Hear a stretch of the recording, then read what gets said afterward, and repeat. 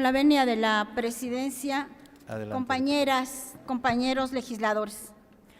Hace 113 años inició la Revolución Mexicana y la demanda principal que estaban argumentando y por la que estaban luchando y iniciaba la revolución los mexicanos hasta la fecha no se ha cumplido.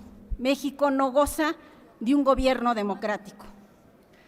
Conforme a lo establecido en el punto 7º del Plan de San Luis Potosí, Madero convocó a los mexicanos para que, cito textualmente, el día 20 de noviembre, desde las 6 de la tarde en adelante, todos los ciudadanos de la República tomaran las armas para arrojar del poder a las autoridades que actualmente gobiernan. Los pueblos que estén retirados de las vías de comunicación lo harán desde la víspera. El propósito central de la revolución iniciada por Madero era arrojar del poder a Porfirio Díaz y convocar a nuevas elecciones para que el pueblo decidiera libremente, subrayo, a la persona que lo gobernara. El Plan de San Luis tenía como contenido social la restitución de tierras a los campesinos que habían sido desposeídos de ella durante la dictadura de Díaz. Madero llega al poder en noviembre de 1911, pero la traición de Huerta, fraguada por el embajador de los Estados Unidos en México, Henry Lane Wilson, hizo que se le asesinara y Huerta accediera al poder. Desde el norte, el gobernador de Coahuila, Venustiano Carranza, protesta por el asesinato del presidente y vicepresidente y a través del Plan de Guadalupe propone el desconocimiento de Huerta como presidente de la República.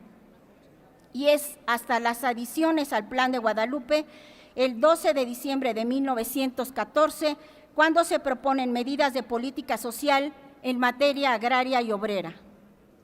En 16 se convoca un Congreso Constituyente cuya tarea era dotar al Estado mexicano de una nueva Constitución. Al interior de este Congreso Constituyente se rescató lo mejor de las luchas libertarias previas a 1910 y contenidas en el programa del Partido Liberal de los Hermanos Flores Magón. La Constitución de 17 es la primera en el mundo en establecer los derechos sociales de los campesinos previstos en el artículo 27, en donde se plantea la restitución de tierras de las que injustamente fueron privados en el régimen porfirista, así como la creación de los ejidos. En el artículo 123 se recogen las aspiraciones de los obreros que estallaron las huelgas de Cananea y Río Blanco. Se reconoce el derecho de los obreros a contar con un salario mínimo para su manutención, la jornada laboral de 8 horas, subrayo laboral de 8 horas, y el poder constituir sindicatos como el instrumento de lucha y defensa de los intereses gremiales. También nuestra Constitución, en el artículo 27, establece la propiedad originaria de la nación sobre todos los recursos, subrayo todos los recursos que existen en territorio nacional y constituir como propiedad derivada de la propiedad originaria, la propiedad privada, la propiedad social y la propiedad pública. Por ello, la sabiduría política de los constituyentes de 1917 los llevó a establecer en el artículo 27, en su párrafo 4, el dominio directo de la nación, entre otros recursos naturales del petróleo y todos los carburos de hidrógeno, sólidos, líquidos y gaseosos. A los legisladores del Partido del Trabajo no nos pasa desapercibido que el tema petrolero constituye una piedra angular del sostenimiento de nuestra soberanía como país. El Estado debe seguir ejerciendo esta soberanía y el permitir la inversión extranjera nos va a privar de precisamente seguirla ejerciendo, en razón de que cualquier cuestión relacionada con dicha inversión extranjera estará sometida a tribunales internacionales, a arbitrajes internacionales, perdiendo en ese momento el Estado mexicano la inmunidad de que goza. No podemos olvidar que el derrocamiento de Madero se dio como un impuesto muy mínimo que se impuso a la extracción del petróleo. Hoy, que existe en el Senado de la República una iniciativa del Ejecutivo Federal para permitir la privatización de la renta petrolera, olvidando que las empresas que extraían petróleo nacional hasta marzo de 1938 poco contribuyeron al desarrollo de la patria. Los legisladores del Partido del Trabajo y millones de mexicanos a lo largo y ancho del país nos opondremos a que se dé una contrarreforma constitucional en esta materia.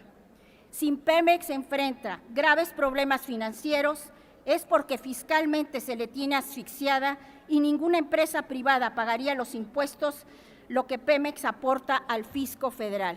De cada peso que se gasta en el presupuesto de egresos de la Federación, 40 centavos son aportados por Pemex. La paraestatal sobrevive, confisca un régimen fiscal irracional y obsoleto.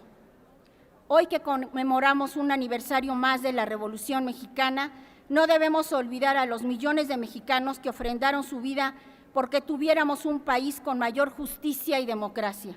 En el supuesto de que el Senado de la República vote a favor de la reforma petrolera, cuando aquí en esta Cámara de Diputados conozcamos este asunto antes de votar a favor, quienes pretendan hacerlo vean los nombres antes de Hidalgo, Morelos, Guerrero, Juárez, Venustiano Carranza, Emilio Zapata, Francisco Villa y Lázaro Cárdenas, entre otros que engalanan estos muros de honor, y si teniéndolos a la vista votan a favor de esta contrarreforma, entonces México ya no tendrá rumbo ni destino. Como alguna vez dijera Vicente Guerrero, la patria es primero. Nosotros agregaríamos: la patria no se vende, la patria se defiende. No a los intentos de privatización de la renta petrolera mexicana. ¡Viva México!